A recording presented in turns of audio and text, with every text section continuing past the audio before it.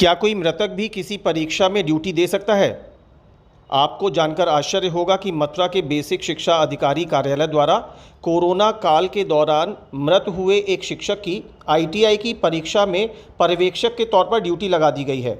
बलदेव के अमीरपुर प्राथमिक विद्यालय में साहब सिंह शिक्षक के तौर पर कार्य करते थे। उनकी मृत्यु हो गई, लेकिन बीएसए दफ्तर से बीएसए दीवान सिंह के हस्ताक्षरित एक सूची जारी हुई है जिसमें कुल 187 शिक्षकों की आईटीआई की परीक्षा में 1 से 4 तक ड्यूटी लगाई गई है। 1 अगस्त से 4 अगस्त तक होने वाली इस परीक्षा में साहब सिंह को भी स्थान दिया गया है।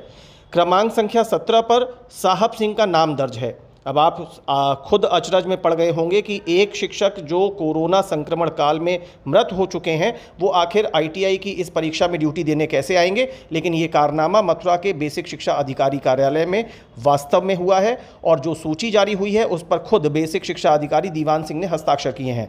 इस बारे में जब हमने उनसे उनका वक्तव्य लेना चाहा तो पहले तो वो हमसे दी गई जानकारी को सुनते रहे और उन्होंने कहा कि भूल को सुधार लिया जाएगा, लेकिन जब उनसे आधिकारिक वक्तव्य मांगा गया तो वो उखड़े से नजर आए और काफ़ी तल्ख शब्दों में बात करने लगे। इसके बाद हमने इस मामले की जानकारी एडी बेसिक को दी। उन्होंने बात की गंभीरता को समझा और उन्होंने माना कि ये त्रुटि है।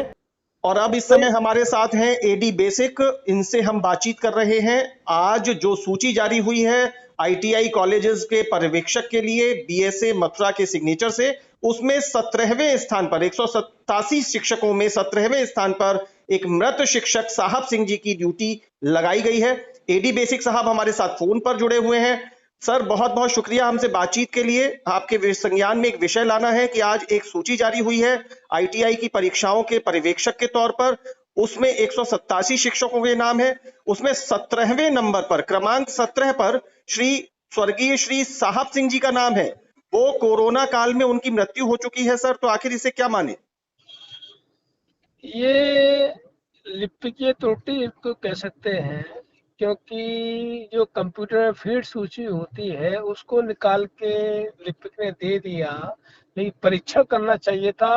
और कोरोना कोविड में तो जो भी डेथ हुई थी उनका तो वैसे भी टॉप प्रायोरिटी पर उसको डिलीट करना चाहिए था। लेकिन मैं बीएससी से बात करूंगा और शेष संशोधन सूची उपलब्ध कराई जाए।